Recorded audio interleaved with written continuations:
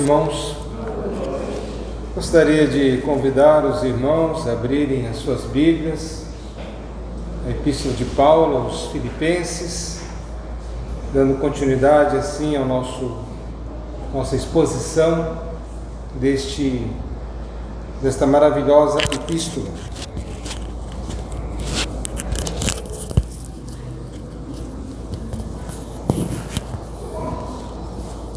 Filipenses, capítulo 2, iremos ler o verso 14 e o verso 15. Diz assim a palavra do Senhor Deus: Fazei tudo sem murmuração nem contendas, para que vos torneis irrepreensíveis e sinceros, filhos de Deus, inculpáveis no meio de uma geração pervertida e corrupta, na qual resplandeceis como luzeiros no mundo. Vamos orar ao Senhor Deus. Santo e eterno Deus, Deus de toda graça e misericórdia, neste momento em que abrimos a Tua palavra santa, sagrada, que o Senhor seja servido em nos abençoar, falando aos nossos corações, iluminando as nossas mentes, para que, tendo uma compreensão clara da Tua verdade, nós, ó Deus, possamos também viver neste mundo de modo digno da vocação a que nós fomos chamados. Abençoa Teu povo aqui presente. O Senhor conhece a vida de cada um, a mente, o coração, e que o Senhor venha edificar, fortalecer, consolar, corrigir, exortar, segundo a necessidade de cada irmão, cada irmã, de cada um que escuta esta palavra. Que o Senhor abençoe. Assim oramos, em o nome do nosso Senhor e Salvador Jesus Cristo. Amém.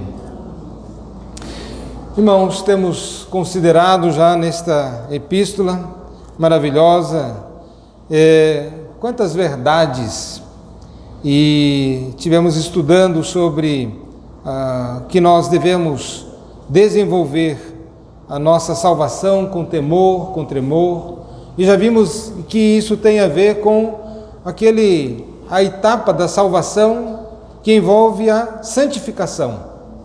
Temos a salvação, o ato judicial de Deus, no qual somos justificados, e isto é um ato único, pelo qual somos declarados justos, justificados e assim salvos. Mas a salvação não para somente no ato judicial, ele tem o prosseguimento no processo da santificação.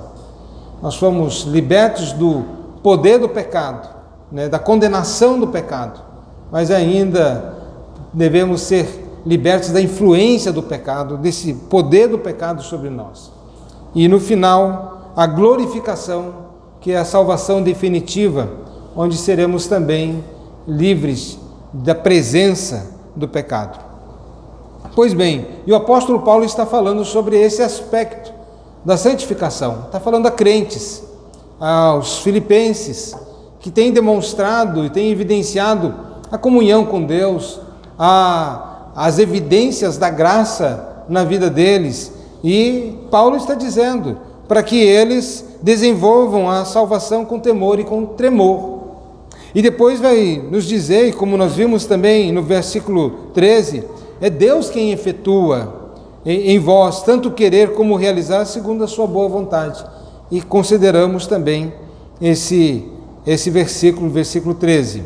Agora, olhando para o versículo 14, que Paulo está nos orientando. Na verdade, Paulo está fazendo um apelo aos cristãos, dando continuidade nesse pensamento da santificação. Em outras palavras, vivam a vida cristã de forma plena.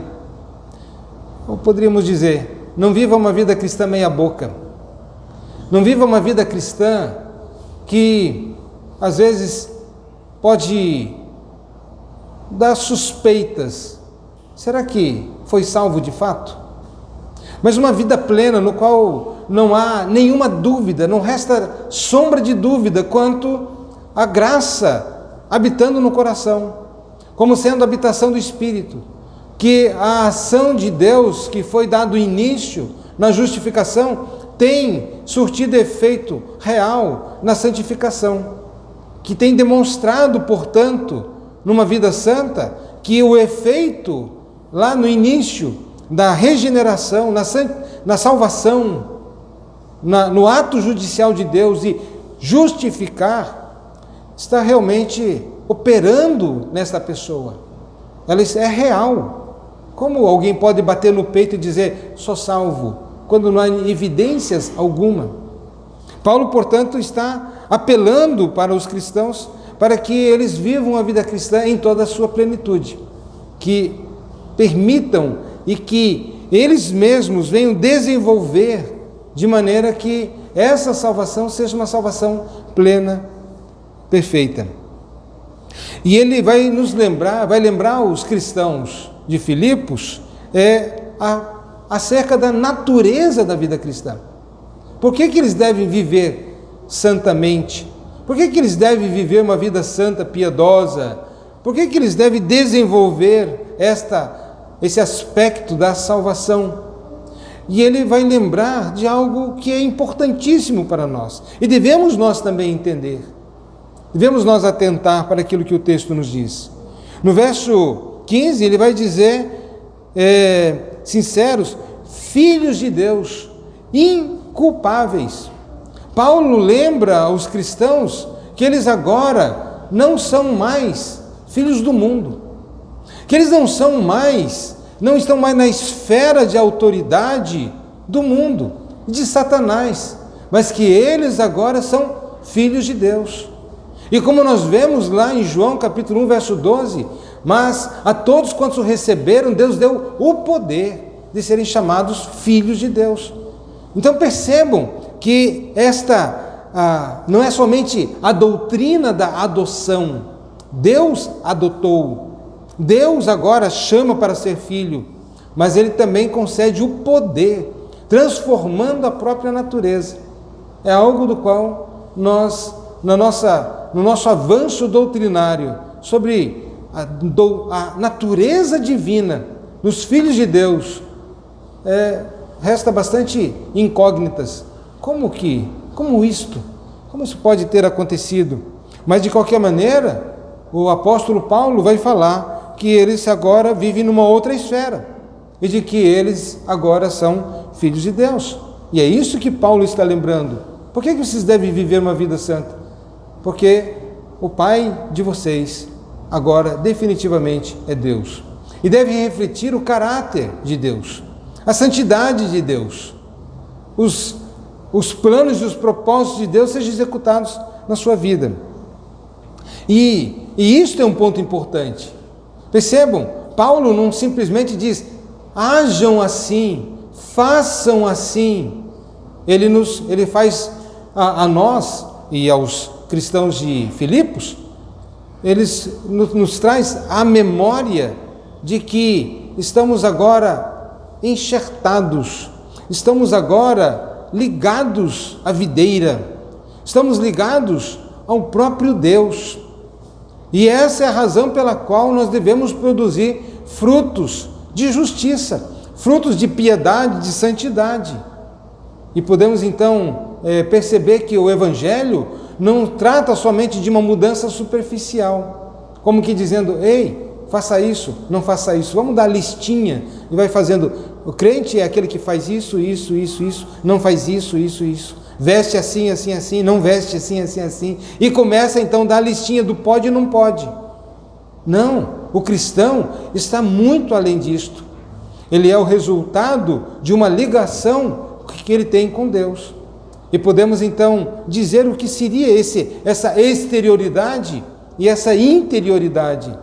Quando nós pegamos uma flor, cortamos, e ela está lá ainda com toda a sua aparência, ainda tão bonita, mas ela está desligada da seiva, ela está desligada do caule, está desligado ali do pé mesmo, da flor, e ela está fadada a ser tão transitória.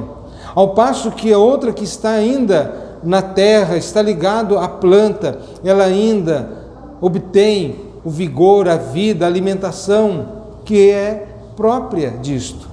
Portanto, querer que uma pessoa que esteja desligado da raiz, esteja desligado da fonte de vida, viva uma vida assim, como ele poderá viver uma vida piedosa se ele não está conectado com a fonte da piedade? Como ele poderá viver uma vida santa se ele está desligado daquele que é 3 vezes santo? Santo, santo, santo. Deus é o Deus Santíssimo.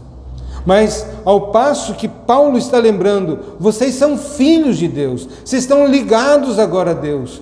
Portanto, tem uma razão e tem a fonte que os leva a viver uma vida de santidade, uma vida de piedade. Assim, meus irmãos, é a vida cristã. A vida cristã não é o resultado de, eu vou para a igreja, ou eu sei alguma coisa, eu decorei alguns versículos, tenho algum entendimento doutrinário.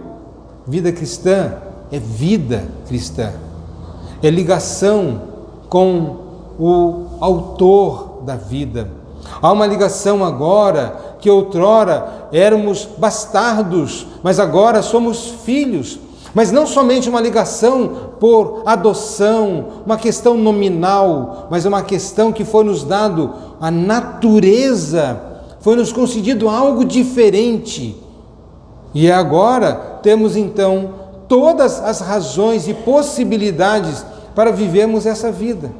Paulo então não está dizendo, se esforcem por vocês mesmos, tentem aí, vão tentando viver naquele padrão que Deus estabeleceu. Paulo está dizendo, sabe por que vocês podem viver essa vida piedosa? É porque vocês estão ligados à fonte. Vocês estão ligados a Deus. Há uma ligação. E o Deus, Espírito Santo, veio tabernacular em nós, veio habitar nos nossos corações, e o que nos capacita efetivamente a vivermos essa vida santa e piedosa. Sem Ele, nada podemos fazer. Sem Ele não há vida cristã. Cristianismo sem Cristo é loucura.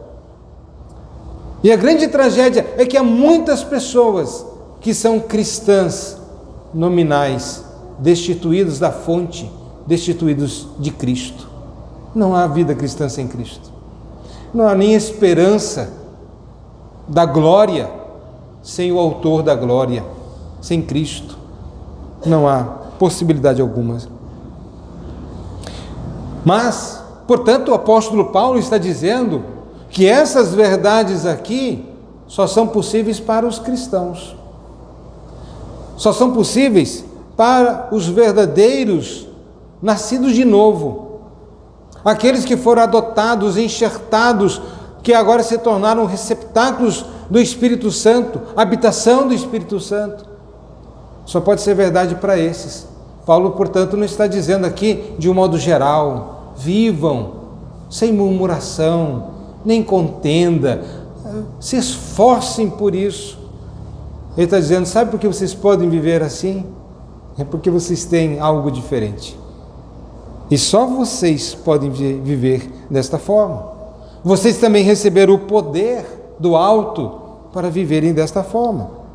E Deus, portanto, agora como na condição de filhos como somos objetos da sua graça, da sua bondade, do seu olhar, do seu cuidado, da sua proteção. Deus está olhando para o seu povo. Deus está olhando para nós, cuidando, protegendo, mas também disciplinando, orientando, exortando, mostrando o caminho que deve seguir. E Ele faz isto, mostrando o seu cuidado de várias maneiras, através do ensino positivo. Vivam desta maneira, andem de conformidade com este Evangelho. Ele, portanto, vai falar, ensinando. A assistência do Espírito Santo são provisões divinas. Nós, agora como filhos de Deus, temos em nós o poder do alto. Lembram daquilo que o Senhor Jesus Cristo disse: mas recebereis o poder ao descer sobre vós o Espírito Santo. Para quê? Para ser minhas testemunhas, tanto em Jerusalém, como em toda a Judéia, Samaria e até os confins da terra.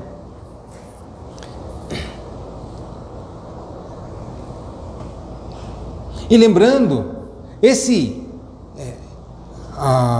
texto, receber poder para ser testemunha, está muito mais do que alguma coisa mística para eu vir em algum momento, em 5 minutinhos, na frente da igreja, vou dar meu testemunho.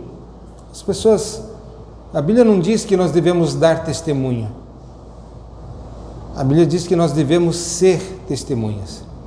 A diferença entre um e outro é óbvio. Eu posso dar um testemunho aqui em 5 minutos, 1 minuto. Ser testemunha é 24 horas por dia. Ser carta viva, onde as pessoas leem, veem e observam, pelo correto procedimento, pela conduta, e o que leva a andar desta maneira, o temor do Senhor. Aquilo que o Senhor Deus estabeleceu. Então, o Espírito Santo nos conduz. Também nós percebemos que agora, como filhos de Deus, e Deus querendo nos levar a essa vida de santidade, Ele nos mostra que Ele também trata conosco. Em Hebreus capítulo 12, verso 4 a 8, vai dizer lá que, vou até ler o texto, vou mencionar mais tarde, mas 4 a 8 nos diz, Hebreus 12, 4 a 8, ora, na vossa luta contra o pecado, ainda não tendes resistido até o sangue. Estais esquecidos da exortação que, como a filhos, discorre convosco? Filho meu, não menosprezes a correção que vem do Senhor, nem desmaies quando por ele és reprovado. Porque o Senhor corrige a quem ama e açoita todo filho a quem recebe. É para a disciplina que perseverais. Deus vos trata como filhos. Pois que filho há que o pai não corrige? Mas se estáis sem correção, de que todos se têm tornado participantes, logo sois bastardos e não filhos. Olha, percebam como Deus trata os seus filhos. E qual é o grande propósito? A nossa santificação. Até porque o próprio Hebreus vai nos dizer: seguir a paz com todos e a santificação, sem a qual ninguém verá o Senhor. Não há possibilidade de vermos o Senhor numa vida de imoralidade, de impiedade, de perversão, de desonestidade, uma vida própria daqueles que andam nas trevas. Não há possibilidade. O próprio salmista vai dizer, fazendo uma pergunta de retórica: quem, Senhor, entrará no teu santuário? Quem, Senhor? Quem tem as mãos limpas e o coração puro. Percebam, não há possibilidade de termos esse relacionamento com Deus, comunhão com Deus. E Deus, então, para nos santificar, Ele vai também tratar conosco. Paulo está dizendo isto: vocês são filhos, logo vocês serão tratados como filhos. Deus tem um amor especial para com vocês, mas sempre lembre, Deus também tem um propósito para a vida de vocês. Às vezes nós ficamos pensando: qual é o propósito de Deus para a minha vida? É ser médico, é ser advogado, é ser professor, é ser... Aí ele começa a dizer ser empresário. Não. Isso aí são circunstâncias que Deus vai abrindo as portas. Mas sabe qual é o grande propósito de Deus para a sua vida? É que você seja santo. Quanto a isso, não tenha dúvida de que este é o propósito, independentemente do que você vai ser ou deixar de ser. Mas o propósito de Deus é que você seja santo e ande no caminho da santidade. Mas agora o apóstolo Paulo vai dizer também que somos filhos de Deus. E é isso que eu havia mencionado, essa ligação que o apóstolo Paulo faz dessa nova natureza nesse relacionamento. Por que devemos viver então? Somos filhos de Deus. Por que devemos viver uma vida santa e piedosa? Somos filhos. Devemos refletir o caráter santo de Deus. E o filho vai refletir, em algum grau, as qualidades dos pais. Você sabe disso, né? A gente olha para determinados filhos e diz, a cara da mãe, tem o jeito do pai. Às vezes até nas coisas negativas. E os nossos filhos, diga-se de passagem, a gente vê com tristeza que os nossos defeitos passam também para os nossos filhos, né? Temperamento, né, explosivo, pavio curto, parece o pai, né? É coisa do gênero, infelizmente. Mas essas características. Mas o que se espera dos filhos de Deus? Que reflitam características que são de Deus. E certamente não há características negativas, somente positivas. Mas percebam então que o apóstolo Paulo vai dizer, fazei tudo sem murmuração. Nessa nossa peregrinação, e Paulo está então falando para os cristãos que nós estamos nessa peregrinação. Os irmãos devem estar lembrados, e Paulo, como judeu, sabia muito bem a história do povo de Israel. O povo que foi liberto lá do Egito. E depois de ter sido liberto lá do Egito, eles foram passar pelo deserto. E lá em Números, no capítulo 11, no verso 5, nos diz qual foi a atitude do povo de Israel. Uma das coisas que começou a peregrinação, começou também a caminhada, o sol causticante, a ausência de água, outras coisas mais. E aí começou também, logo cedo, murmuração. E no verso 5 diz, lembramo-nos dos peixes que no Egito comíamos de graça. Lembram, eles eram escravos. Agora estão lembrando dos peixes que eles comiam de graça. Trabalho forçado. Perderam até a memória de tudo quanto o Egito estava concedendo a eles. Mas comíamos de graça. Dos pepinos, dos melões, dos alhos silvestres, das cebolas e dos alhos. Agora, porém, seca-se a nossa alma e nenhuma coisa vemos, senão este maná. Olha só, o povo estava logo cedo murmurando. Aí faltava alguma coisa. Foi para isso que nos trouxe Moisés, para morrermos aqui no deserto? Acaso não havia sepulturas lá no Egito? Aí acontecia mais alguma coisa? Olha aí! E só murmuração, murmuração e murmuração. Eles não entenderam que tudo aquilo fazia parte de um grande processo na vida deles. Porque sem santidade ninguém verá o Senhor.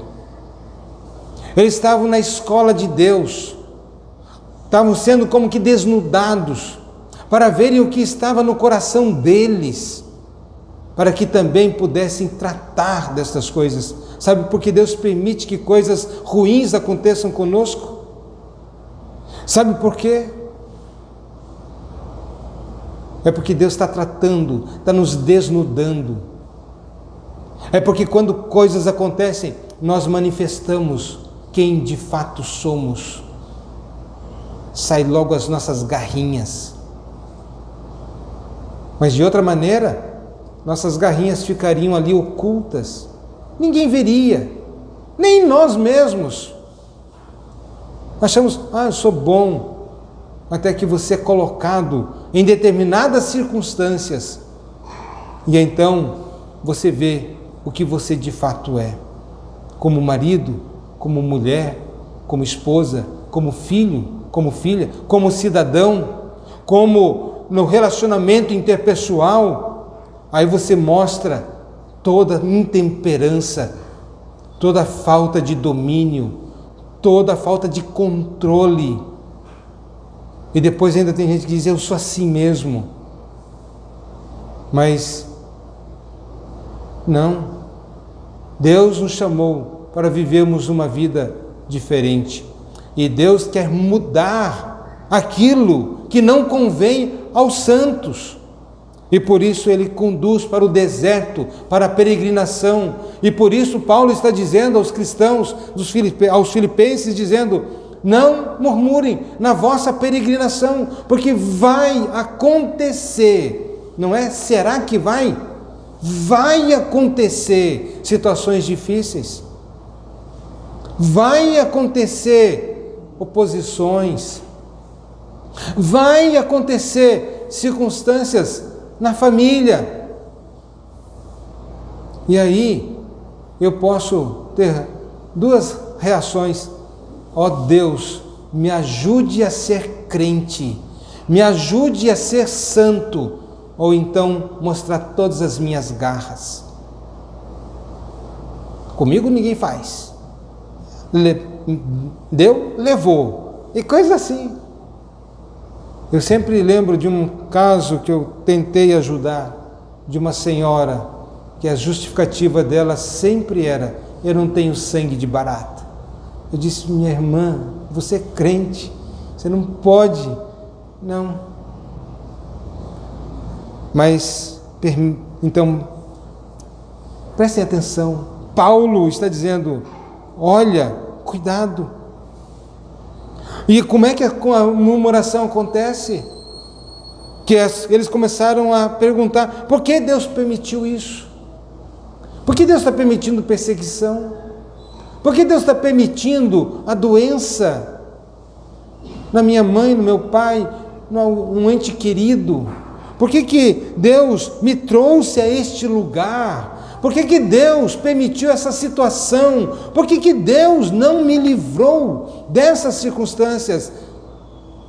Deus não livrou dessas circunstâncias.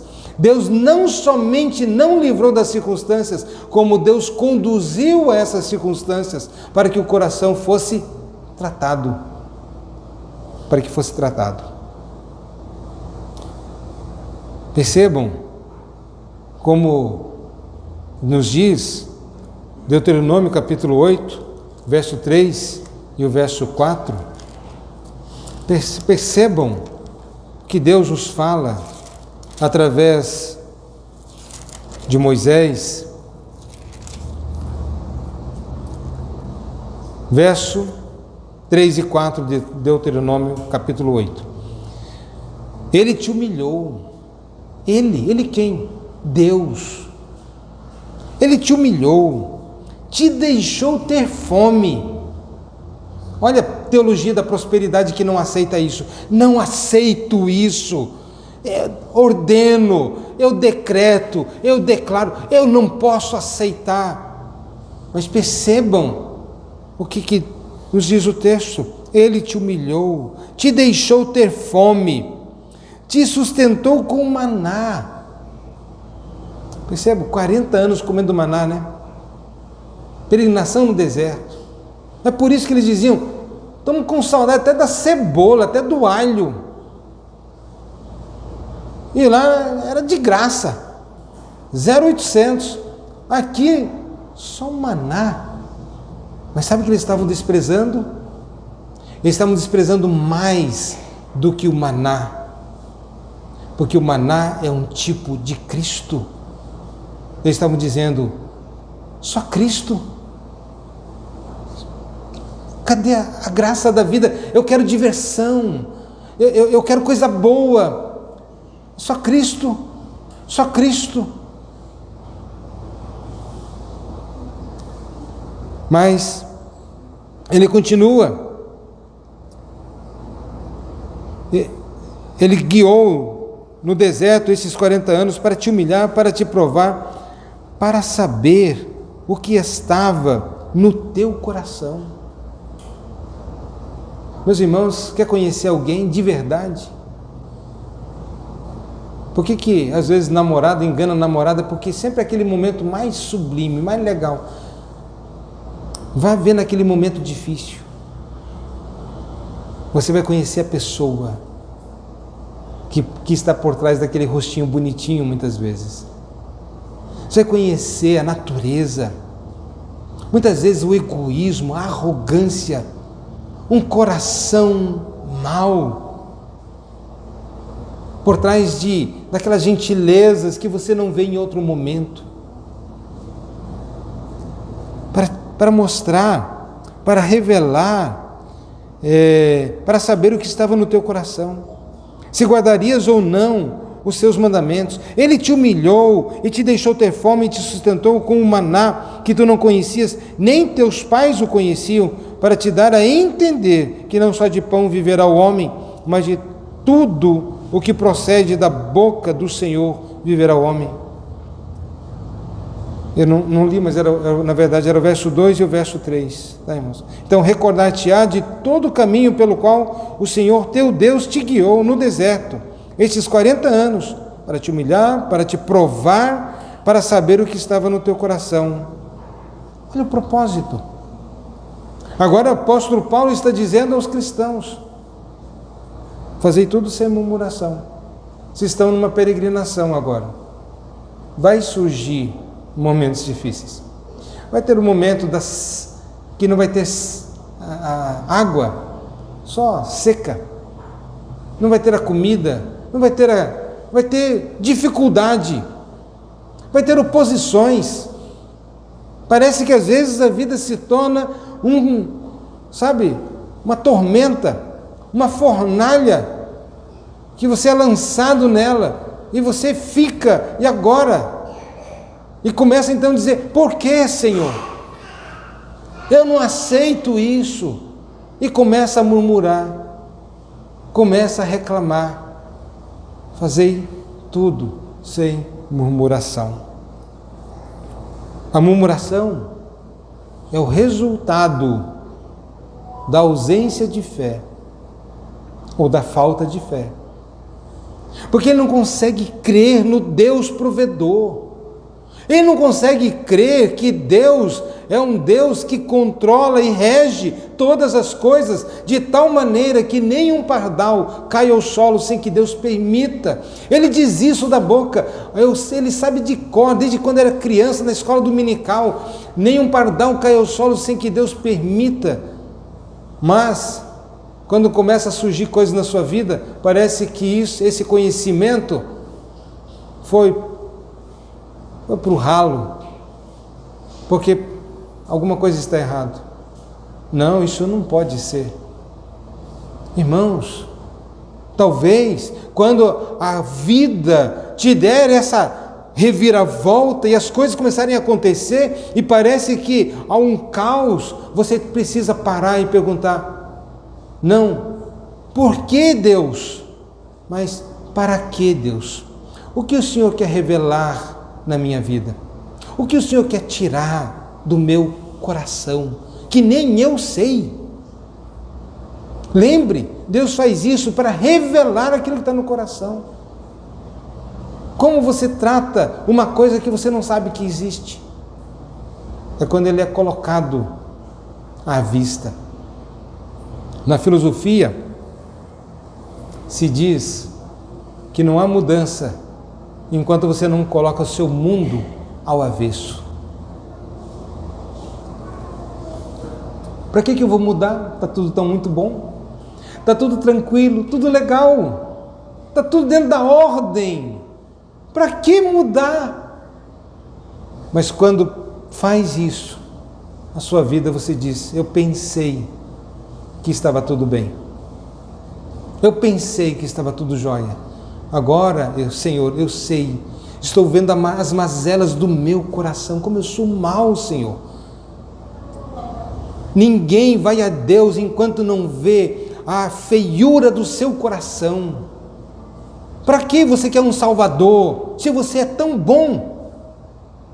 Para que você quer um Redentor, se você vive uma vida jóia? Só vai ao Senhor aquele que reconhece ao seu estado de penúria e miséria. E é por isso que Deus vai fazer isto, e é por isso que o apóstolo Paulo está dizendo: vocês são filhos, e Deus vai tratá-los como filhos, e Deus deseja de vocês a santificação de vocês. Deus fará isto com a vida de vocês. Mas, como disse, a murmuração é o resultado da falta de fé. Ah, porque a vida é assim, ah, porque fulano é assim, ah, porque não sei o que lá, ah, porque nada dá certo. É porque ele tem falta de fé. E isso faz com que ele não consiga agradecer. Deus, muito obrigado. Eu não entendo por que está acontecendo isso, mas agradeço ao Senhor. Eu não sei por que tudo isto, mas, ó Deus, não permita que nos meus lábios se encontre a murmuração. Mas também, não somente a murmuração é o resultado da falta de fé, mas também da dúvida do amor de Deus. Será que Deus me ama? Será que Deus me ama mesmo? Minha vida está um caos, está um caco, minha vida está um transtorno. Deus me ama? Será que Deus me ama?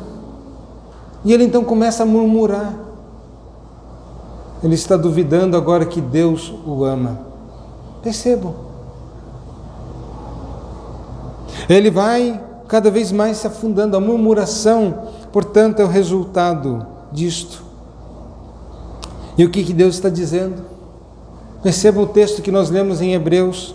É Deus dizendo: eu te amo tanto, eu preciso te disciplinar, eu preciso te corrigir por causa do meu amor por você, porque se você não é objeto do meu amor, você é bastardo, não tem relação comigo, não está ligado a mim, mas porque você está ligado, eu estou te corrigindo. Eu estou moldando, tirando as arestas, podando, aperfeiçoando, lapidando, por causa disso, porque eu te amo. Quando pais piedosos disciplinam seus filhos, ele diz: meu filho, eu não tenho prazer em levantar a vara, o chinelo aqui, mas eu preciso porque eu te amo. Por isso aquele que ama cedo disciplina. Percebam, pais, vivemos numa geração que confundem amor com uma coisa superficial, com frouxidão moral. Eu amo tanto meu filho que eu não consigo disciplinar meu filho. Eu amo tanto, ele está indo para o inferno, mas eu amo ele, que eu não posso disciplinar. Que falácia é essa? É dizer que o nosso amor é maior do que o amor de Deus. Eu sei amar, Deus não sabe. E percebam o termo: Deus açoita todo aquele que ele recebe como filho. Quantos açoites já não levou na vida? Eu já levei muitos. Como tem sido bom. E eu posso fazer um coro com o salmista e dizer: foi-me bom ter passado pela aflição, para que eu aprendesse os teus decretos. Quantas coisas eu aprendi quando eu estava em lágrimas. Quantas coisas. Mas também, agora, não somente sem murmurações, mas nem contendas. Contenda, vamos dizer aqui, briga, discussões, rixas, discórdias. Lembra que havia um problema lá na igreja de Filipos? Capítulo 4, verso 2, rogo a Evódia e Sintique que pensem concordemente no Senhor, porque havia um problema. Lembra que ele já havia tratado sobre essa questão da união. Olha, nada façais por partidarismo, vanglória, mas por humildade, considerando cada um os outros superiores a si mesmos. Lembra que ele já havia dito completai a minha alegria, de modo que penseis a mesma coisa, tenhais o mesmo amor, sejais unidos de alma, tendo o mesmo sentimento. Ele já havia falado isso no início do capítulo 2. A murmuração e contenda, elas são irmãs siameses, andam juntas.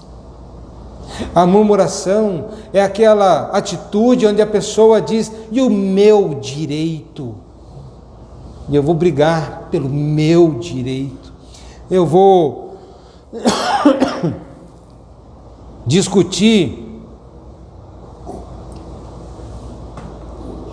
entrar em discórdia. E os meus direitos? Os meus direitos. E aí vem a contenda. Percebam que estão ligadas. Como contenderam com Moisés lá no deserto. Foi para isso, Moisés, que nos trouxe. Não havia sepulturas. Olha o alho, as cebolas do... Para quem gosta muito de cebola e alho, tudo bem, né? Mas para quem não gosta, né? Alho. Mas até do alho eles ficaram com saudade. E contenderam com Moisés por causa disso. Aí não tinha água. Mas Moisés. E aí vinham os inimigos. E a contenda, murmuração, contenda e contenda, rixas e mais rixas. Eu tenho que brigar pelos meus direitos. Vivemos uma época que as pessoas aprendem logo cedo a brigar pelos seus direitos, né? Vivemos uma época assim. Mas percebam, e é fácil crer, meus irmãos, quando a coisa está tudo bem, na vitória, no triunfo, a coisa está desandando, assim, a coisa está andando, digo, de uma forma pacífica, tranquila, é fácil crer. Mas somos chamados a continuar a crer quando as coisas estão difíceis. E diga-se de passagem, meus irmãos, não é à toa que a Bíblia chama esse período que nós estamos aqui passando de nossa peregrinação. Somos peregrinos, somos forasteiros, estamos peregrinando. Se veja no deserto, se veja assim, Deus vai estar provando. Mas é fácil você crer quando está tudo bem, está tudo certo, a coisa está andando tranquilo. Mas você crê quando tudo acontece ao contrário daquilo que você imaginava acontecer? Dentro das suas expectativas, você tem outros pensamentos. Você consegue crer que tudo que acontece na sua vida é por um propósito divino? Eu lembro de um pastor que falou de outro pastor. O pastor estava doente. E aí, falou: e então, meu irmão, você está doente, né? É a provisão do Senhor para a sua vida. Você tem aproveitado? Você tem aprendido? Você tem conseguido aprender? Você vê tudo com propósito divino? Ou propósito divino para você agradecer somente: passei no vestibular, passei nisso, consegui o concurso, consegui o emprego, consegui, sei lá. Mas quando perde, você consegue agradecer da mesma forma? Assim como Jó fez, quando disse: o Senhor me deu e o Senhor tomou. Bendito seja o nome do Senhor. Deus seja louvado. Você consegue ver o amor de Deus nas noites mais sombrias da tua vida? Ainda você consegue dizer: o Senhor me ama? Ou você diz: Senhor, cadê o teu amor? Você consegue ver o amor de Deus nesses momentos mais difíceis? Você consegue temer a Deus Antes e acima de qualquer coisa, como diz o Senhor Jesus Cristo, não temais os homens, que podem matar somente o corpo, temeis antes a Deus, que pode fazer perecer no inferno tanto o corpo quanto a alma. Ou você teme as pessoas, teme as circunstâncias, tem o temor de Deus e aquilo que Deus está fazendo. A fé verdadeira lança fora o medo. O medo da morte, medo de uma sociedade má e perversa, medo da criminalidade. Tem crentes que vivem aterrorizados, literalmente, pelo pavor. E Deus não entra na equação? Gente, o crente é aquele que diz: a quem temerei? Mas, rapaz, você pode sair aí e levar um tiro, uma bala perdida, principalmente se andar lá no Rio de Janeiro. E aí, fica com medo. Eu sempre digo, eu sou imortal. Eu sou imortal. Até a hora que Deus diga, chegou tua hora. A morte não pode nos alcançar sem que Deus permita. A morte não tem autoridade. Ele não pode determinar o dia da nossa partida. Só Deus pode fazer isso. Então não entendo porque crente tem medo de morrer.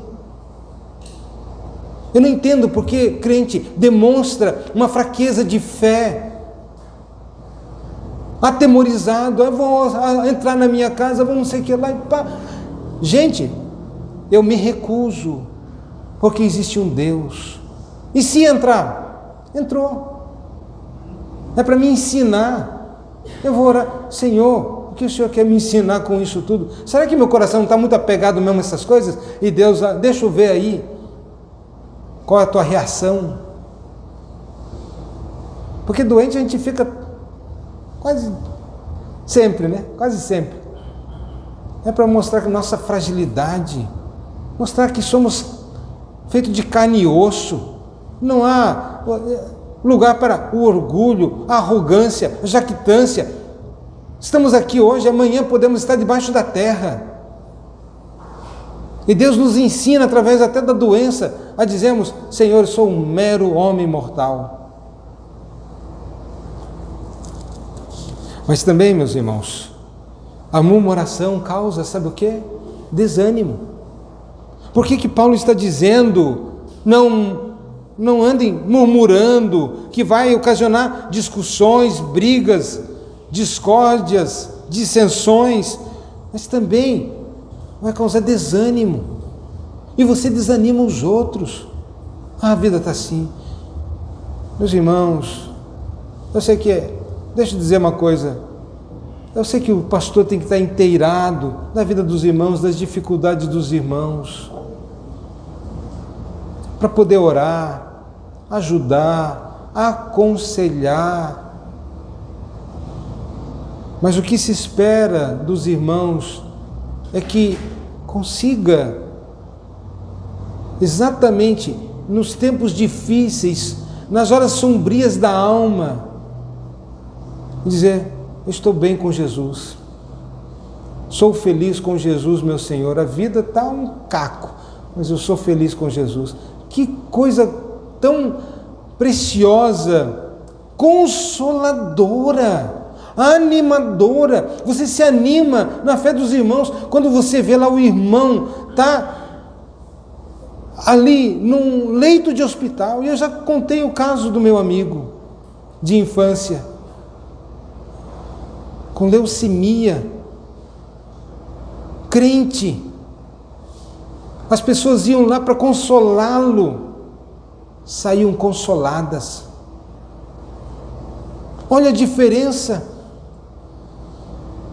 A mulher, a enfermeira que acompanhou Voltaire, aquele homem que se levantou contra Deus, ela disse no final: nunca mais eu quero ver a morte de um ímpio. Olha a diferença. Desânimo, desanima. Oh, irmãos, não sei o que lá, não sei o que lá. Nunca diz: olha, Deus tem me provado, Deus tem me tratado, A luta está grande, a peleja está grande, mas Deus está ali, passando no crivo. Eu quero ser um trigo fino para ser oferecido em libação ao Senhor Deus. Deus está me fazendo isto, me fazendo com que eu seja realmente um trigo fino para ser oferecido como oferta ao Senhor Deus. Percebam? Essa era a oração dos mártires. Mas a murmuração causa brigas, como disse, causa as discussões. A murmuração compromete o testemunho. O crente vive sempre murmurando. Para que eu vou querer esse Deus? Me diga, para que eu quero um Deus dessa natureza, que a pessoa diz, eu sirvo a Deus e a vida vive só murmurando. Compromete o testemunho, mas não somente compromete o testemunho. No final das contas, a murmuração desonra a Deus. Não produz honra a Deus, desonra o Deus soberano que determina todas as coisas. Havia uma frase que dizia, quero ver se eu vou lembrar também, mas que nós não devemos perder o direito às alturas pela indignidade da maneira como nós caminhamos. Eu fiz uma paráfrase. A frase é outra, mas a ideia é, às vezes eu perco o direito às alturas pela maneira como eu estou subindo. Mas, ao mesmo tempo, olhando para o versículo 14, como viver sem murmuração, sem contendas? Lembre. A palavra de Deus sempre diz, lembrai-vos, lembre, traga a sua memória. Diz o profeta Jeremias, quero trazer à minha memória aquilo que me pode dar esperança.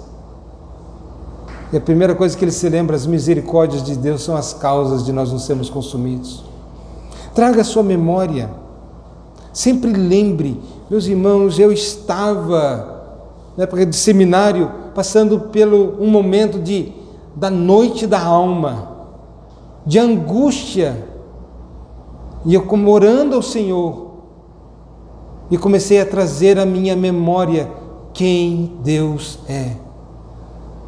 Quando terminei a oração, que foi bem prolongada, o alívio, o peso saiu.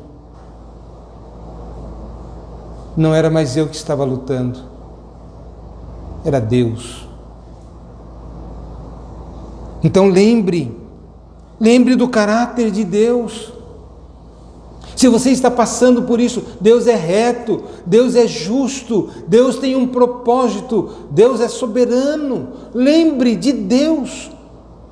Lembre que não existe casualidades, não existe por um acaso, não existe esses falsos deuses chamados sorte ou azar.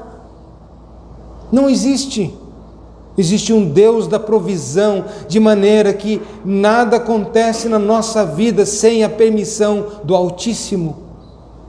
Nada, nada e nada.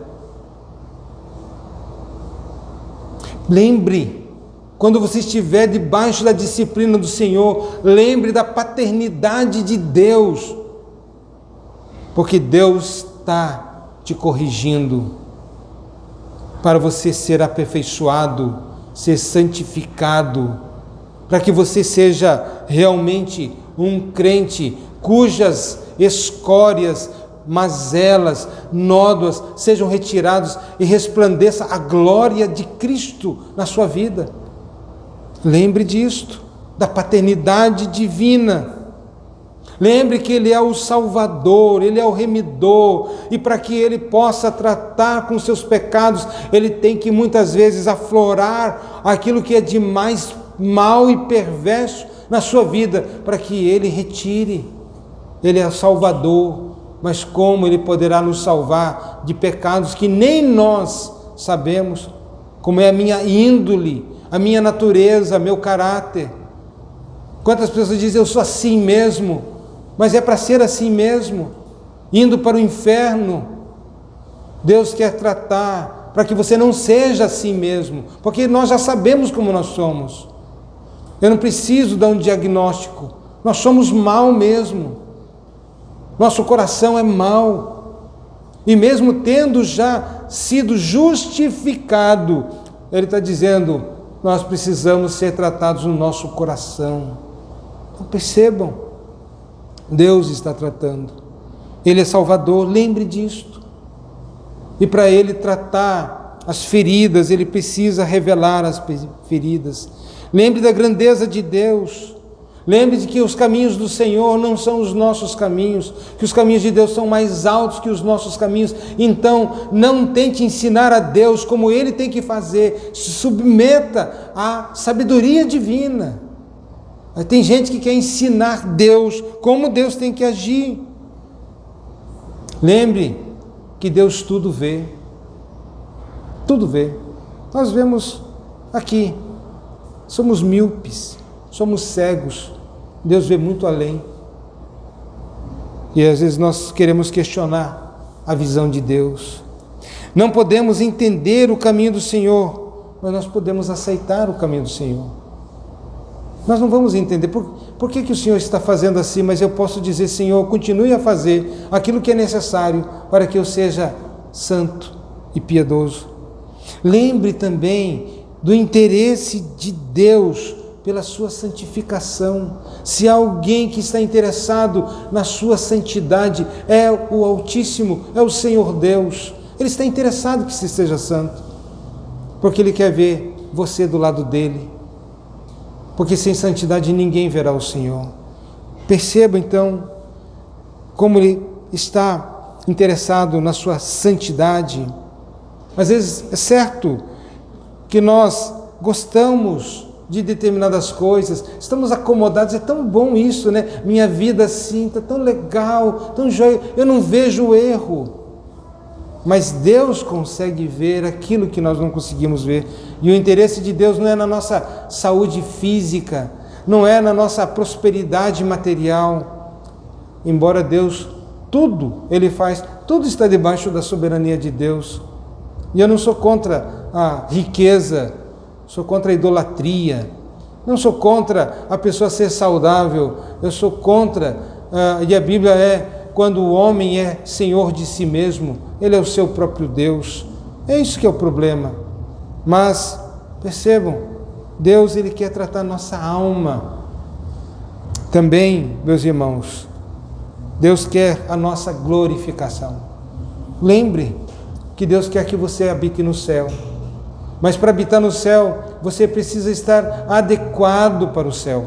Você precisa estar ambientado com lugares santos, piedosos, desejos santos.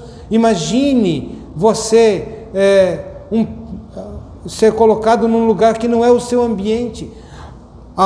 O lugar mais terrível para o ímpio é ir para o céu. A gente diz assim, o céu, o ímpio dizendo eu quero ir para o céu.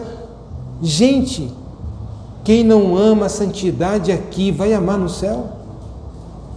Lá é um lugar santo. Ele vai ficar desambientado. Ele não conversa conversas santas. Ele vai chegar lá e vai falar com quem?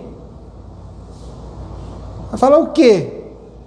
Sempre as conversas deles eram imorais, eram, enfim, pecaminosas. Deus, por fim, meus irmãos, com todos os seus filhos, Ele fará isso. Por causa do seu nome, da sua glória e por causa do seu amor para com os seus filhos, Ele fará isto. Portanto, nós podemos ter nesse processo atitude correta ou podemos ter atitude errada. Por isso Paulo está dizendo, não murmureis, nada façais com murmuração. Lembre de Jesus, que Paulo já havia mencionado aqui, que ele vai para o Getsêmani. Ele foi conduzido para o Getsêmani. Getsêmani significa prensa de azeite, onde era prensado o azeite, para que as azeitonas para que pudesse sair o azeite. Assim também nas nossas vidas, meus irmãos, devemos ter o mesmo sentimento que houve em Cristo Jesus. Não reclame da sua esposa, não reclame do seu esposo, não reclame da sua vida, não reclame porque você não será abençoado por Deus, você desonra a Deus, você acaba sendo um mau testemunho. Não reclame. É claro que conselhos, lembre dessas coisas, a sua atitude vai ser diferente. Você vai dizer, juntamente com o salmista, foi-me bom ter passado pela aflição. Eu aprendi os teus decretos. E isso ninguém pode tirar de mim. Essa parte ninguém poderá tirar de mim. Que Deus assim nos abençoe. Amém?